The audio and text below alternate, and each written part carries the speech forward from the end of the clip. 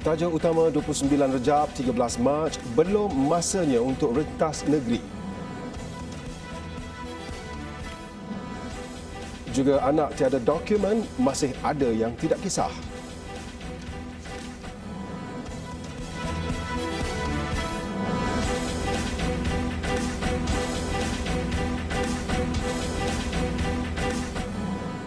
Bismillahirrahmanirrahim. Assalamualaikum warahmatullahi wabarakatuh. Berita Al-Hijrah malam ini bersama saya Wan Kamaruddin Ibrahim. Dua beranak maut selepas kereta Perodua kancil yang dinaiki mereka terlibat nahas dengan dua kenderaan lain di Jalan Sungai Karangan, Padang Serai, Kulim.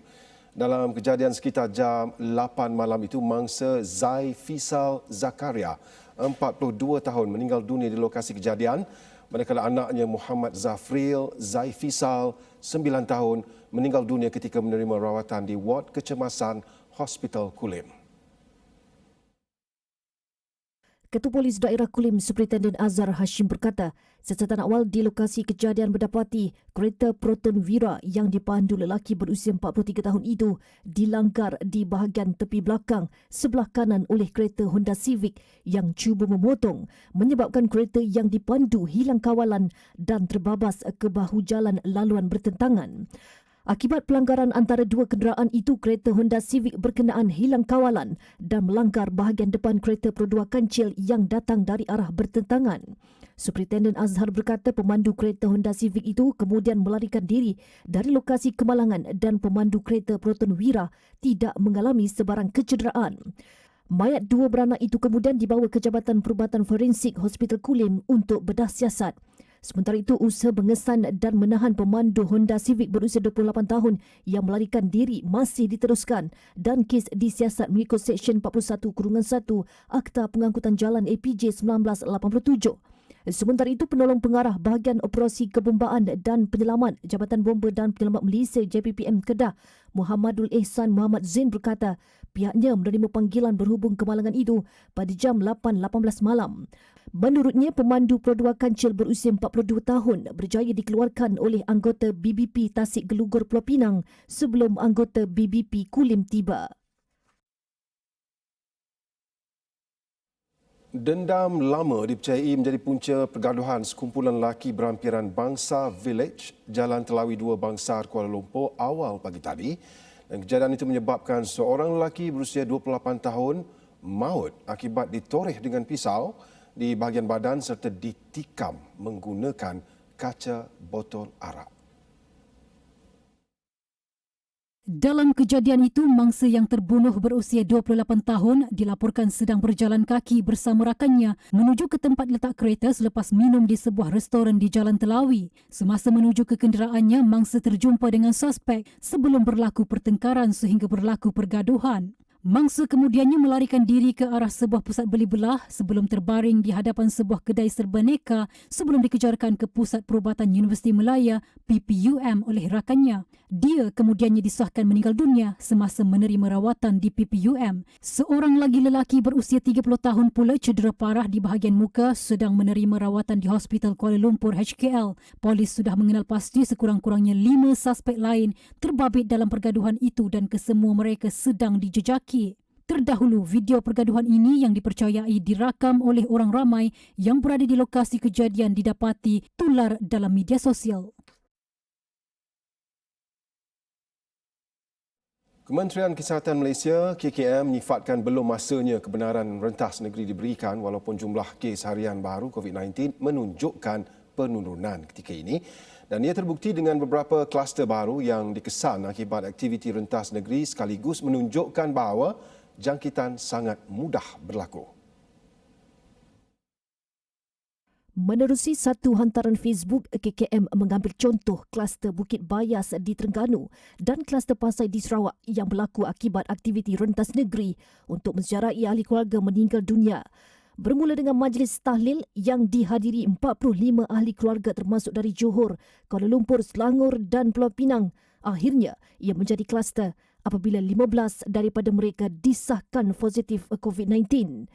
Kontak rapat keluarga kemudian menjangkiti kontak rapat di tempat kerja dan kontak rapat sosial termasuk rakan jogging serta rakan main golf. Kluster Bukit Bayas adalah kluster rentas negeri terbaharu di Terengganu, membabitkan 48 kes positif setakat 12 Mac dan merebak di 5 daerah.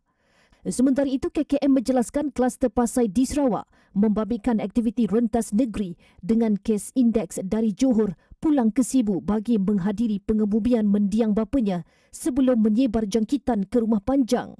Lebih 2,600 dikesan positif dan kluster itu masih aktif dan merebak hingga generasi ke-6.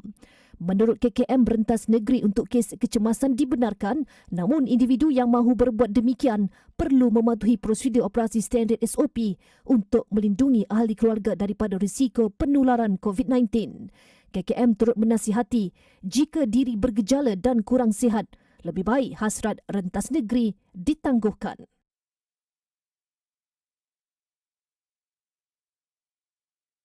Masih terdapat ibu bapa yang tidak ambil kisah dan membiarkan anak-anak tanpa sebarang dokumen. Dan situasi itu berpunca dari perkahwinan luar negara yang tidak didaftarkan di Malaysia, perceraian, kecuaian dan anak tidak saf taraf. Dan sejak 2018 hingga Februari tahun ini, Jabatan Pendaftaran Negara menerima 33,244 kes permohonan daftar lewat sijil kelahiran atau DLSK dari seluruh negara kesan dari kesedaran ibu bapa tentang kepentingan mempunyai dokumen.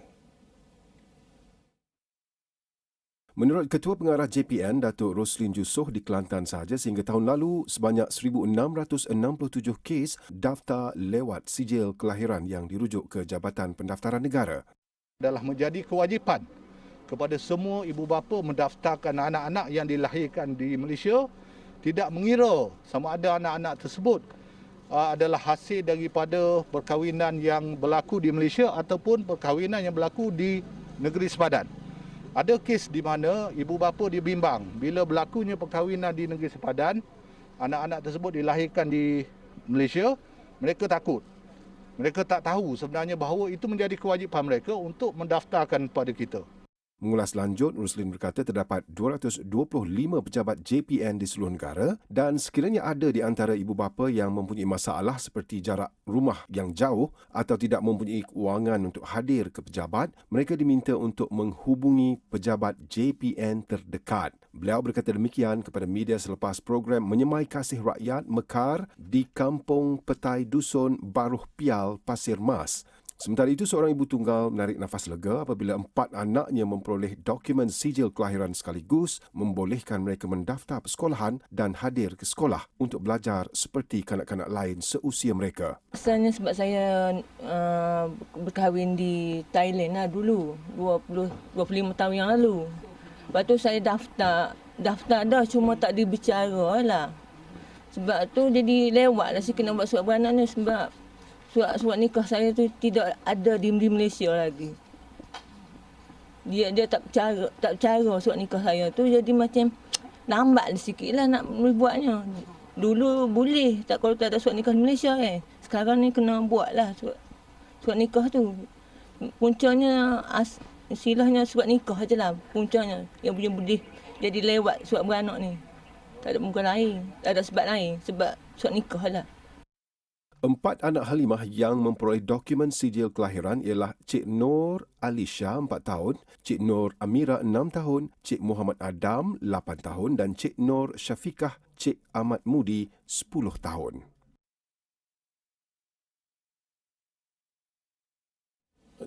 Puluh nelayan tempatan berdepan detik cemas apabila bot yang dinaiki hampir karam di hadapan Resort World Langkawi selepas terlanggar satu objek pada kedudukan 0.3 Batu Nautika utara Pulau Singa Besar, Langkawi sekitar jam 6.50 pagi tadi. Dan ketika kejadian, bot nelayan tempatan kelas A bersama 2 buah bot lain dalam perjalanan ke laut bagi melakukan aktiviti penangkapan ikan. Bot terbabit telah terlanggar objek yang dipercayai batu lalu terkandas sehingga mengakibatkan bot terbabit hampir karam. Pengarah Agensi Penguatkuasaan Maritim Malaysia Negeri Kedah dan Perlis, Laksamana Pertama Maritim Muhammad Zawawi Abdullah berkata, kapal maritim KM Tenggul telah diatur gerak ke lokasi kejadian sebaik menerima maklumat. Kesemua mereka berusia 25 hingga 60 tahun berjaya dipindahkan ke kapal KM Tenggul dan tiada kecederaan dilaporkan. Kesemua mereka dihantar ke Jeti Maritim Malaysia Bukit Malut dan APMM turut membantu pemilik bot untuk mendapatkan bantuan bagi menaikkan semula bot yang hampir karam. Laksmana Pertama Maritim Muhammad Zawawi dalam masa sama turut mengingatkan kepada individu yang berhasrat melakukan aktiviti di laut agar mengambil langkah-langkah keselamatan seperti memakai jaket keselamatan, merujuk ramalan kaji cuaca, memastikan bot dalam keadaan baik serta mengelakkan aktiviti di luar kawasan liputan telekomunikasi.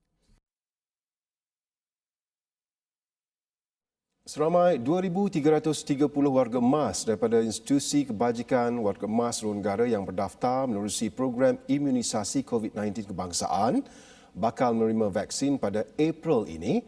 Menteri Pembangunan Wanita, Keluarga dan Masyarakat KPWKM Datuk Seri Rina Muhammad Harun berkata mereka adalah kumpulan pertama dari senarai 80,000 orang kelainan upaya OKU dan warga emas dalam kumpulan sasar yang akan menerima suntikan vaksin itu pada fasa kedua. Jadi kita nak utama yang 2,000 ni yang berada di pusat institusi kita sebab mudah kan? Sebab dia berada di satu kawasan untuk divaksin dan sebagainya. Yang 2,330 tu total tu semua tu dari mana? Seluruh Malaysia yang mereka ini yang warga emas yang berada di pusat institusi di bawah Jabatan Kebajikan Masyarakat. Beliau berkata demikian kepada media selepas Majlis Penyampaian Bantuan Kewangan Pengoperasian Tahunan dan Penubuhan Pusat Aktiviti Warga Emas Baharu Negeri Perak di Ipoh hari ini. Sementara itu, Datuk Seri Rina juga menyasarkan lebih 47,000 warga emas di institusi warga emas menyertai program imunisasi COVID-19 kebangsaan. Dan bagi tujuan itu, Jabatan Kebajikan Masyarakat JKM sedang mengumpul data keahlian dari 143 pusat aktiviti warga emas seluruh negara. KPWKM juga katanya akan meneruskan program advokasi dan penerangan bagi menggalakkan warga emas mendaftar diri sebagai penerima vaksinasi COVID-19. Kontroversi berhubung penggunaan kalimah Allah dalam kalangan penganut Kristian sedang diteliti panel akidah dan penasihat undang-undang JAKIM dan perbincangan mengenainya dilakukan dari semasa ke semasa. Menteri di Jabatan Perdana Menteri Datuk Dr. Zulkifli Muhammad Al-Bakri berkata keputusan itu akan diputuskan selepas menerima kenyataan bertulis dari Mahkamah Tinggi Kuala Lumpur. Isu kalimah Allah itu panel akidah penasihat undang-undang JAKIM telah bersedia untuk bincang dengan lebih lanjut lagi. Semalam baru pusingan pertama. Sebab saya akan mengadakan perbincangan dari semasa ke semasa. Dalam masa terdekat kita akan ada satu lagi. Sebab dari segi pengkaedahan sebaik-baiknya apa-apa yang kita nak putuskan setelah mahkamah memutuskannya, maka kita juga perlu untuk melihat keputusan yang bertulis. Menurut beliau, sebarang keputusan berhubung isu terbabit akan melibatkan hujahan dan maslahat daripada pelbagai pihak berautoriti agama. Semalam satu mesyuarat khas panel kajian akidah JAKIM telah diadakan bagi membincangkan isu terbabit yang dipengerusikan Datuk Wan Zahidi Wante. Isu murtad dan ajaran sesat yang masih membelenggu negara ketika ini menimbulkan kebimbangan pelbagai pihak kerana ia jelas merosakkan akidah dan pemikiran umat Islam. Dari masalah itu, Yayasan Dakwah Islam Malaysia, YADIM, tampil dengan program Nadwah Islam Kekuatan Ummah atau NADIKU bagi mendepani cabaran itu. Murtad dan mengamalkan ajaran sesat. Kemunculan ajaran sesat semakin berkembang dan berani menonjolkan diri dalam kalangan masyarakat Malaysia. Itu program NADIKU ini perlu mendedahkan kepincangan dan penyelewengan ideologi ciptaan manusia yang telah jauh terpesong daripada akidah bertuhankan Allah Subhanahu wa taala.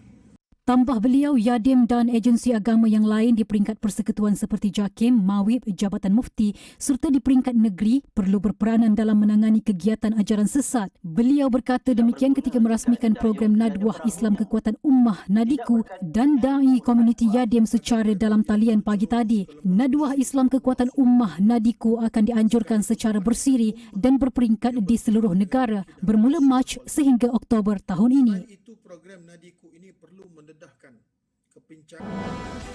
Derita kencing manis ibu tunggal tiada tempat bergantung.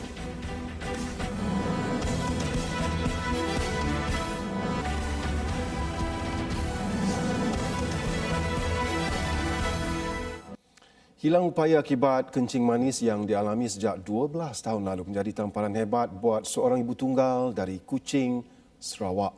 Pergerakan Norlela Bujang, 50 tahun, menjadi terbatas selepas telapak kakinya dipotong 2 tahun lalu. Namun dengan situasinya yang tidak mampu bekerja, Norlela perlu menanggung keperluan anaknya, Fatihah Syahminan, 10 tahun. Ikuti kisah Norlela bersama wartawan Azizah Alwi. Ketika ditemui di rumahnya, jelas terpancar ketabahan di riak wajah Norlela walaupun terpaksa menanggung penderitaan ini sepanjang hidup. Walaupun serba kekurangan, tetapi bagi Norlela, hidup perlu diteruskan, apatah lagi masih ada mulut yang perlu disuap. Paling bercabar bagi kami adalah tolak kaki mek telah. Kami ke operation nak 2 tahun, tapak kaki mek yang berlubang. Berlubang habis tinggal tumis sikit je. Bila dapati kuman yang meribat, kaki tu dipotong. Jadi ini akan jadi cemtok. Jadi jari ya nak di situ ya pandai berpusing macam tu nak macam ni jadi cacat macam ni. Dia bersyukur dikurniakan anak yang memahami keadaannya. Malah Fatihah tidak kekok menguruskan rumah serta membantu ibunya. Bercerita lebih lanjut, Norlela berkata dia tidak lagi menerima nafkah daripada bekas suaminya. Malah tidak lagi dapat dihubungi sehingga hari ini. Dengan pada si nak. Tapi kebelakangan tu, dah kira 2 tahun tu, nafkah kami di si diberi. Sebabnya alasannya madahnya si cukup duit kata madah nak. And then lost contact terus. Anak tu si di telefonnya, si diagaknya. Kami dah madah dengan keluarganya nak. Kami tu si sihat, si nampak macam tu. At least dia support nak. Makin untuk sekolah. Tapi saya dah respon gini. Banyak pihak yang telah tampil membantu setakat ini, termasuk kerajaan negeri yang menampung perbelanjaan perubatan di samping bantuan keperluan asas yang diterima dari badan bukan kerajaan NGO seperti Yapim dan Hope. Malah hari ini mereka menerima kunjungan Menteri Kebajikan, Kesejahteraan Komuniti, Wanita, Keluarga dan Pembangunan Kanak-kanak Sarawak, Datuk Seri Fatimah Abdullah. Beberapa masalah telah dikenal pasti, antaranya keadaan bilik sewa Norlela dan Fatihah yang tidak kondusif dan selamat. Dah disahkan oleh Wamba dari segi dinding bahan yang digunakan untuk menjadi dinding ataupun partition untuk 11 bilik ini adalah daripada bahan yang mudah terbakar. Dan naik turunnya hanya satu exit saja. Jadi memang ada risiko. Jika sebelum ini Fatihah enggan meninggalkan ibunya tinggal bersendirian, Fatihah tidak lagi perlu bimbang untuk ke sekolah kerana sukarelawan Hope Help daripada Pejabat Kebajikan Kuching bersedia menemani Norlela. Malah Fatihah turut menerima kemudahan pengangkutan bas percuma disediakan menerusi Yayasan Sarawak. Walaupun berhadapan dengan pelbagai dugaan dan juga cabaran hidup, namun ia tidak mematahkan semangat Puan Norlela Bujang untuk membesarkan suri hidupnya Nur Fatihah Syahminan 10 tahun. Bagi Puan Norlela, tiada apa yang mustahil kerana padanya Allah tidak akan menduga seseorang berdasarkan dengan kemampuannya. Sekian laporan saya, Azizah Alwi bersama dengan juru kamera Firdaus Hasbi melaporkan untuk Hijrah Sarawak.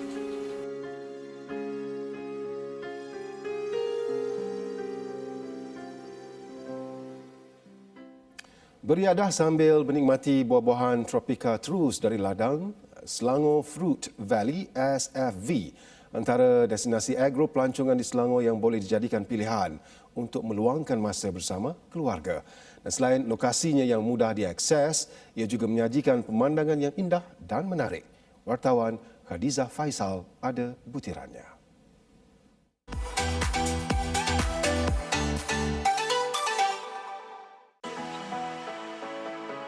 Ladang berkeluasan 1,000 hektar yang subur dengan pelbagai buah-buahan tropika dan sayur-sayuran ini memiliki 12 jenis tanaman bernilai tinggi seperti buah nangcam, lemon myrtle, roselle, jagung ruminan, nangka J33, golden melon, nanas MD2, kelapa mata dan sebagainya.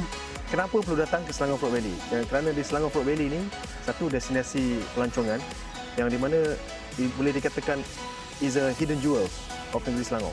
Dalam tu kita buat PKPS buat sendiri dalam tu mana is based on acuan yang PKPS adakan. Dan yang kedua kerana dia mudah untuk akses. Kita bukan hanya tarikan pelancongan. Kita boleh ajar sekali yang ada di situ, kita boleh dapat ilmu berkenaan dengan teknologi-teknologi pertanian. Di SFV ini, pengunjung juga berpeluang menikmati perjalanan sepanjang 10 km yang menyajikan pemandangan menarik dengan 25 jenis buah-buahan di samping melihat lebih dekat 10 jenis haiwan ternakan. Di Selangor Fruit Valley ini anda tidak sekadar berpeluang untuk memetik buah-buahan tropika yang ada di sini, tetapi anda juga berpeluang untuk mendekati dan memberi makan sendiri kepada haiwan ternakan yang ada di sini. Sesuai dengan kehijauan dan kesegaran tanaman di sini, tidak ketinggalan panorama laman mini, Taman Herba dan Rumpah Ratus, Taman Rusa, Taman Ernab, Agrotech Park, Rumah Kampung dan sebagainya. Bukan sekadar menikmati pemandangan menghijau, pengunjung juga berpeluang mengenali jenis pertanian moden yang dipraktikkan di Selangor Fruit Valley. Antaranya berpeluang menerokai penghasilan buah anggur di atas tanah tamah melalui kaedah rumah hijau, kaedah hidroponik dalam menghasilkan kepelbagaian salad, serta kaedah vertigasi dalam penanaman tomato dan timun.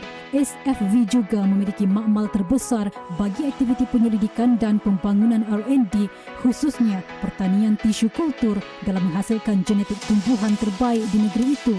Selangor Fruit Valley telah menerima sijil piawaian MyGap untuk sektor tanaman buah-buahan serta merangkul pelbagai anugerah, antaranya Gold Award for Best Agrotourism Park Management dan Gold Award for Best Agrotourism Destination pada tahun 2019. Melalui inisiatif Perbadanan Kemajuan Pertanian Selangor PKPS, Selangor Fruit Valley juga turut menempatkan sekurang-kurangnya 80 petani dalam usaha memberdayakan usahawan tani dengan ilmu pengetahuan serta kelengkapan yang baik. Secara personal, saya perlu ucapkan terima kasih kepada mereka dululah. Tanpa mereka memang saya tak dapat nak usahakan tanah lah. So saya ucapkan terima kasih kepada PCF kerana memberi kepercayaan kepada saya dan memberikan saya peluang untuk membuat pertanian di Selangor Fruit Valley ini. Kita mula menyewa dengan Perbadanan Kemajuan Pertanian di Selangor ni hampir 2 tahun lah. Memang pendapatan tu menambah pendapatan lebih-lebih lagi lah. Kalau kita lihat dari tambahan daripada tanaman baru kita yakni cincau ni, dia dalam jangka masa panjang dia akan memberi satu income yang agak luas lah. Tambahnya, pihaknya juga membuka peluang pekerjaan kepada penduduk setempat selain melatih golongan remaja untuk bergiat aktif dalam pertanian. Untuk berkunjung ke Selangor Fruit Valley, pakej ditawarkan serendah RM21 bagi dewasa domestik dan RM15 bagi kanak-kanak atau pelajar. Bagi sebarang aktiviti seminar maupun majlis perkahwinan, layari laman web serta media sosial yang tertera. Selangor Fruit Valley ini tidak sekadar memfokuskan kepada agro pelancongan semata-mata tetapi juga untuk mencapai hasrat kerajaan dalam memodernkan industri pertanian di negeri ini. Dan semoga usaha kerajaan dalam memajukan sektor pertanian di negeri ini tercapai sekaligus menjana industri pertanian dan usahawan tani di negeri Selangor Darul Ehsan. Azza Faisal, Berita Al-Hijrah.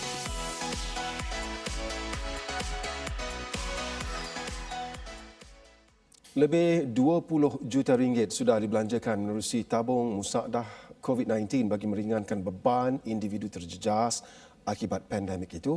Dan dia selari dengan matlamat asal inisiatif berkenaan yang ingin memastikan tiada golongan yang tercicir dari menerima manfaat dan bantuan. Apa yang dikhabarkan kepada saya, kalau bulan Januari tahun ini lebih daripada 14 juta lebih.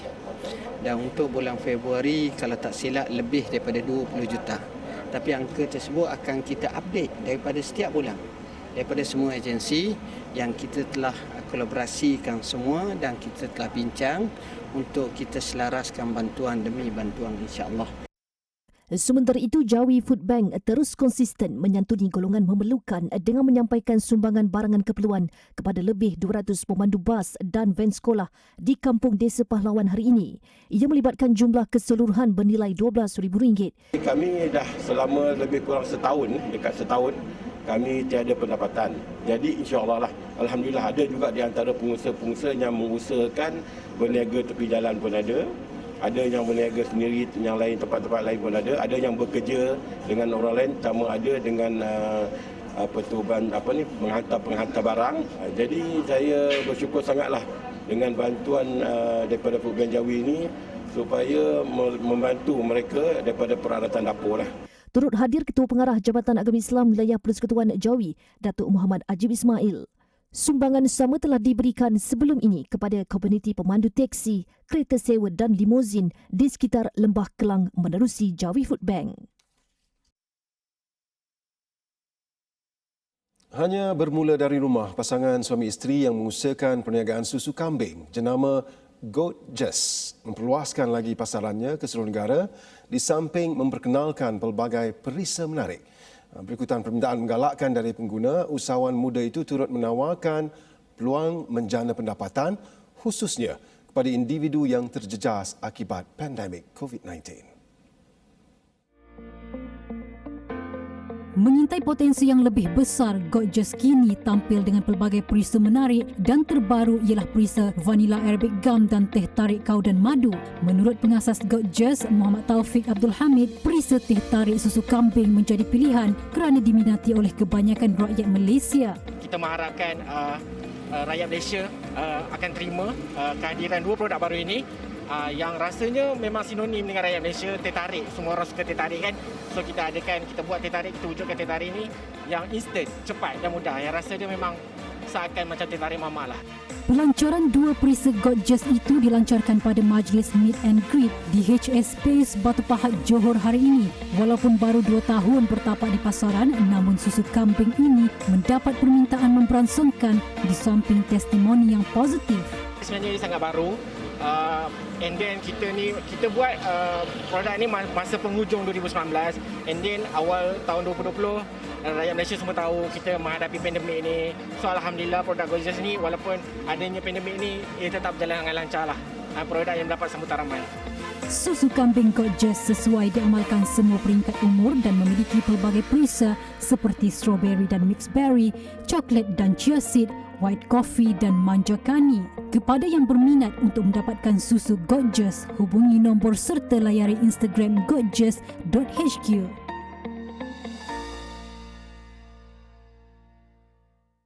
Baik, kita saksikan pula paparan harga emas semasa yang dibawakan khas oleh Makmur Gold.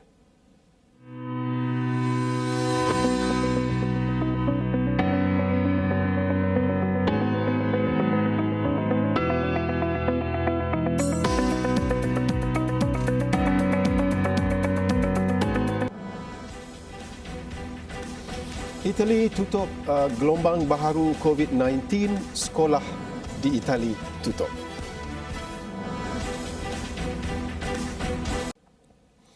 Kemudahan awam di sebahagian besar Itali membabitkan sekolah, restoran, kedai dan muzium akan ditutup minggu depan. Dan arahan itu dikeluarkan susulan amaran dibuat Perdana Menteri Mario Draghi berhubung gelombang baharu jangkitan COVID-19 di negara berkenaan. Selepas setahun, Itali berjuang sebagai negara Eropah pertama yang terpaksa berdepan dengan penyebaran wabak itu, negara terbabit sekali lagi berdepan detik sukar dengan peningkatan ketara virus berkenaan. Kali ini, Itali berdepan dengan penyebaran COVID-19 daripada varian baharu yang mana penularannya lebih tinggi. Sebilangan besar wilayah termasuk yang paling terjejas ialah Rom dan Milan diklasifikasikan sebagai kawasan berisiko tinggi zon merah mulai Isnin ini. Penduduk di zon merah diminta untuk kekal berada di rumah kecuali bagi tujuan bekerja, kesihatan dan urusan penting lain. Menurut pejabat menteri, sekatan tambahan akan berlangsung hingga hari Easter. Pada minggu Easter yang berlangsung dari 3 hingga 5 April, keseluruhan Itali akan diklasifikasikan sebagai zon merah. Lebih 150,000 kes baharu COVID-19 dilaporkan minggu lalu, lebih tinggi daripada jumlah 131,000 yang direkodkan minggu terdahulu. Seorang hakim di Pakistan memerintahkan penyelia telekomunikasi negara itu menyekat aplikasi TikTok. Dan ia kerana aplikasi tersebut didapati menyebarkan unsur lucah dalam masyarakat. Ketua Hakim Mahkamah Tinggi Peshawar Kaisir Rashid Khan mengeluarkan perintah itu selepas mendapati kandungan dikongsi di platform perkongsian video itu tidak boleh diterima masyarakat Pakistan. Katanya TikTok perlu dilarang kecuali pegawai mereka mematuhi permintaan dan bekerjasama untuk mencegah kandungan tidak bermoral.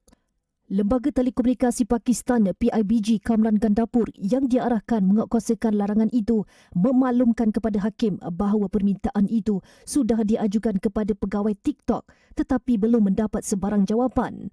Hakim mengarahkan TikTok diharamkan sehingga pihak berkenaan memberikan maklum balas. Dia kemudian dimaklumkan bahawa TikTok tidak mempunyai pejabat di Pakistan. Baik, di Indonesia pula, tular jualan bantal peluk menyerupai hantu pocong yang dijual secara online dan bantal itu kononnya sebagai dorongan untuk segera bertaubat. Ada di antara bantal tersebut dijual di laman web Shopee. Badan bantal dibungkus dengan kain mirip kain kapan lusuh dan kotor, manakala wajah bantal itu pula berwarna hitam pekat. Rata-rata netizen berkata mereka seram melihat bantal tersebut dan tertanya-tanya siapa yang sanggup membelinya.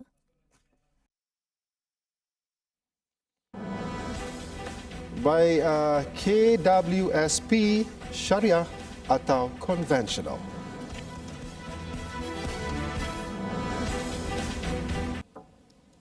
Baik, KWSP Syariah atau konvensional. Itu topik yang bakal dikupas menerusi segmen Tijarah.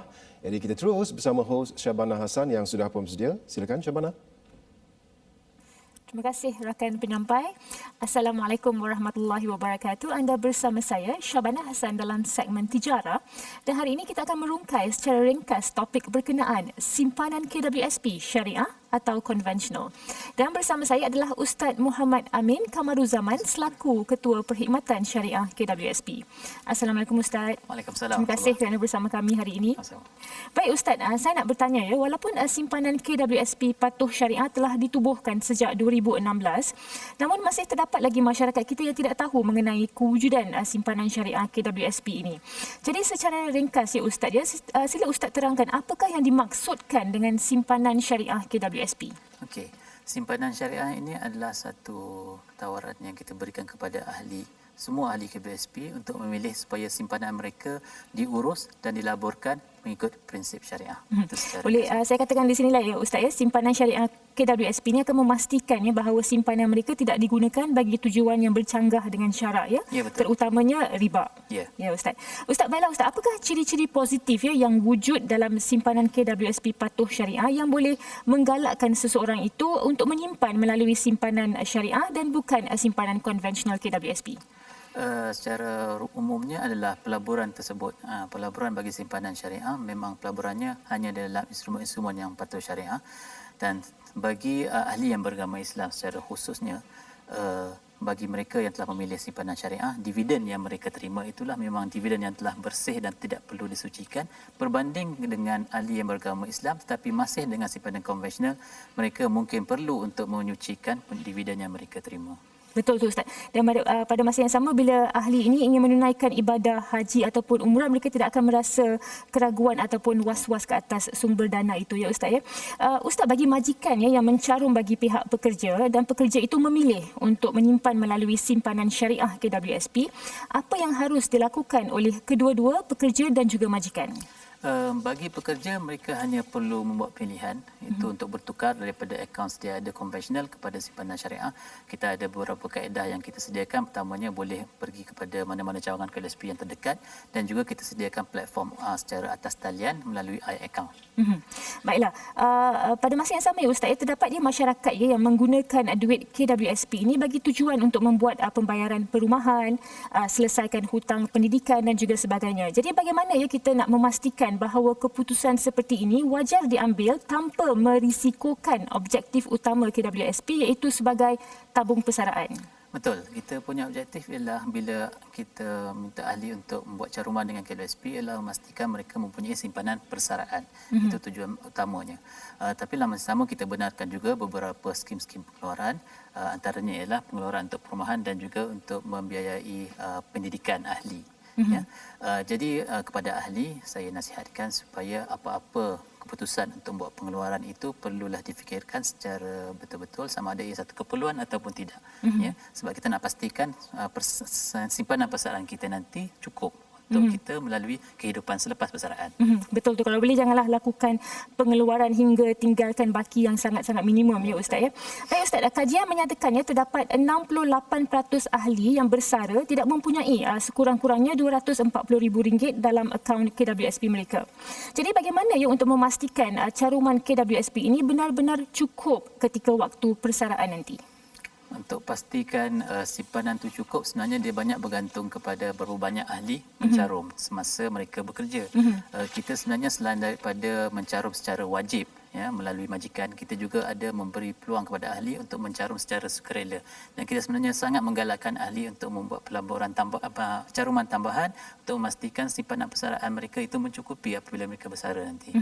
Baiklah, terima kasih Ustaz. Ustaz, secara ringkas, kalau dahulu apabila seseorang itu ingin bertukar kepada simpanan patuh syariah, mereka harus pergi ke kaunter untuk membuat pertukaran tersebut. Kalau sekarang, adakah proses penukaran masih sama ataupun ada perubahan untuk lebih memudahkan pencarum? Ya, untuk memudahkan pencarum, mulai 2019 kita telah memperkenalkan penukaran ataupun pendaftaran untuk bertukar pada simpanan syariah secara online ataupun atas talian melalui iAccount di website, dan juga pada 2020 ahli boleh tukar kepada simpanan syariah menggunakan mobile apps ataupun aplikasi mudah alih di handphone masing-masing. Jadi kita ada servis mobile app ya sekarang ya Ustaz. Baik, terima kasih Ustaz. Okey Ustaz, akhir sekali ya, mengapa masyarakat perlu cakna ya dengan caruman KWSP syariah ini? Okey, khususnya bagi ahli yang beragama Islam, kita untuk pastikan bahawa segala urusan kewangan kita itu adalah patuh syariah. Itu penting kerana kita nak manfaatkan duit-duit ini ataupun simpanan-simpanan yang kita buat ini. Kita tak mahu nanti sebab dari segi hukum, kalau simpanan ataupun apa-apa saja harta yang kita perolehi daripada sumber yang tidak patuh syariah, kita tidak boleh manfaatkan dan kita terpaksa buat penyucian pula. Jadi itu sebenarnya tidak menepati objektif kenapa kita membuat caruman di KWSP. Betul tu Ustaz. Bagi mereka yang beragama Islam ini adalah kewajipan kita ya untuk mencari sumber yang halal ya, dan bukan daripada elemen-elemen yang terlarang. Terima kasih Ustaz di atas semua jawapannya. Terima kasih. Sekian segmen Tijarah pada hari ini. Pastikan bersama kami pada hari Isnin 15 hari bulan Mac 9.30 malam dengan perbincangan lanjut mengenai simpanan KWSP syariah atau konvensional. Saya Syabana Hassan, kita kembali ke rakan penyampai. Baik, terima kasih Syabana. Dan Globe Al-Hijrah versi Arab pula akan ke udara 8.45 malam ini bersama penyampai Hanan Muhammad Said. Sekian berita Al-Hijrah. Saya Wan Kamaruddin Ibrahim. Assalamualaikum warahmatullahi wabarakatuh. Jaga diri. Salam.